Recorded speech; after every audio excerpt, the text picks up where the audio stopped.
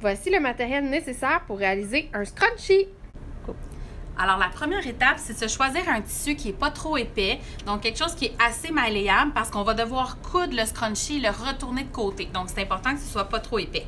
On vient placer notre guide sur le bord du tissu et non pas au centre pour économiser le tissu.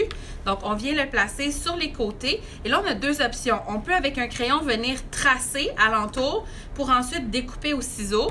Ou si on a accès à une roulette comme celle-ci, on peut s'aider d'une règle et venir couper tout le tour de notre tissu. Alors, la première étape est complétée. On a coupé notre rectangle ici, donc ce qui nous donne un tissu avec un endroit et un envers. Donc, avant d'aller à la machine à coudre, on va venir couper notre élastique, un élastique de 20 cm qu'on va par la suite venir couper en deux. On pourra s'en servir donc pour faire deux scrunchies. Alors, on a notre bande de tissu avec le beau côté sur le dessus. On va venir le replier. Donc, beau côté sur beau côté. On appelle ça endroit contre endroit, en s'assurant que le tissu est bien placé à égalité. Lorsqu'on est satisfait, on va venir à la machine à coudre, placer notre tissu comme ça sous le pied de la machine en alignant le pied avec le côté, avec le rebord du tissu.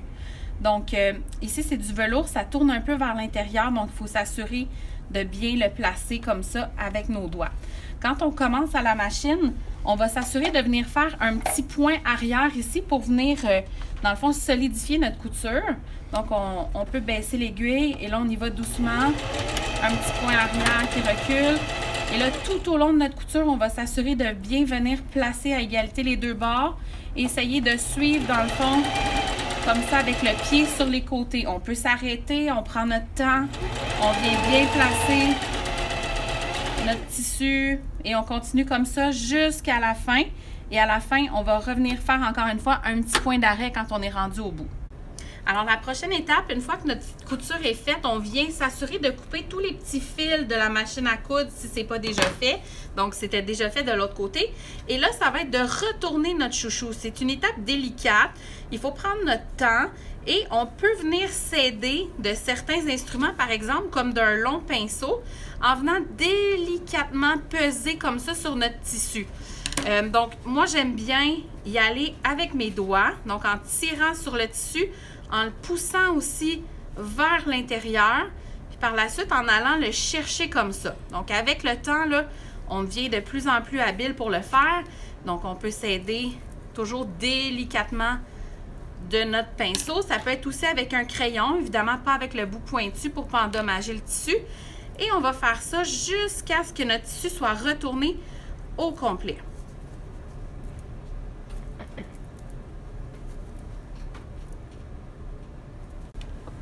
Alors, le chouchou est retourné. On voit ici la couture qu'on a faite à la machine avec le beau côté sur le dessus.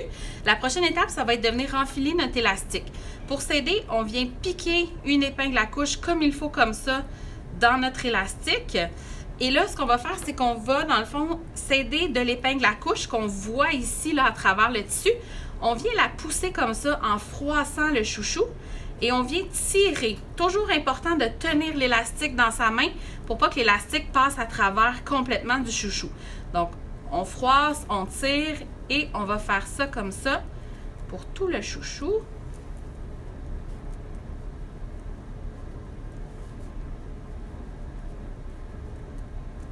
Donc, on est presque rendu au bout.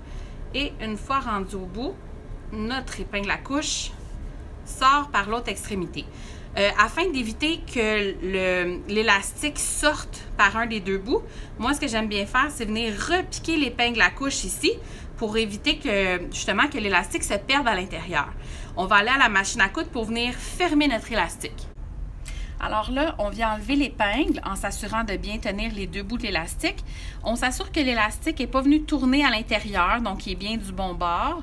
Et là, ce qu'on va venir faire, c'est une couture aller-retour plusieurs fois sur notre élastique pour s'assurer qu'une fois que le chouchou va être fermé, que l'élastique tienne bien.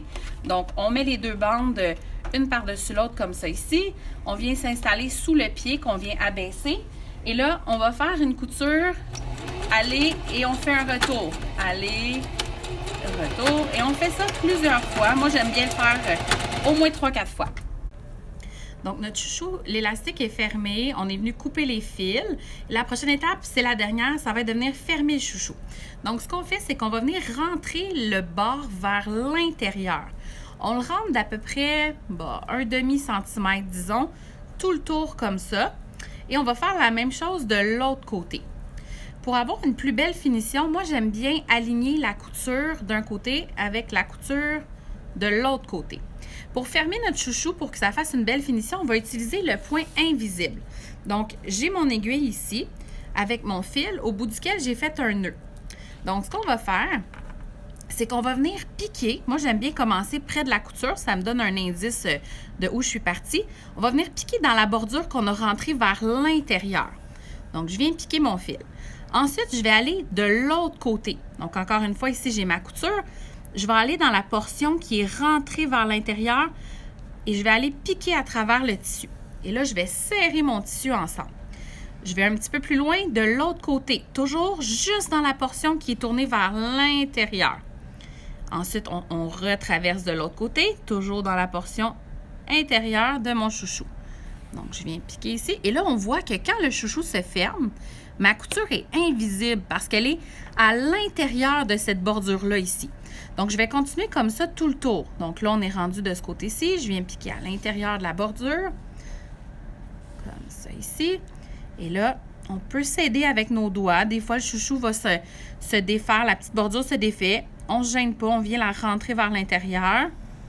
Et on continue comme ça tout le tour jusqu'à ce qu'on soit rendu au début. Alors, on est revenu à la couture du départ. Donc, je sais que j'ai fait le tour de mon chouchou. Petit conseil, faites beaucoup de points. Faites des points rapprochés, puis n'hésitez pas à tourner votre chouchou en faisant le tour quand vous faites vos points.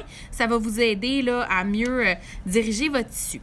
Donc, une fois qu'on est revenu au début, bien, on va venir faire un petit nœud. Donc, on peut piquer comme ça notre aiguille, se laisser une loupe et venir passer notre aiguille dans la loupe, ce qui va créer un nœud. Donc, et par la suite, on peut juste venir piquer à travers le chouchou complètement. On tire notre fil et on vient couper le fil ici. Et voilà, on a un beau chouchou. Donc là, on peut venir répartir le tissu, venir le mettre beau et notre chouchou est complété.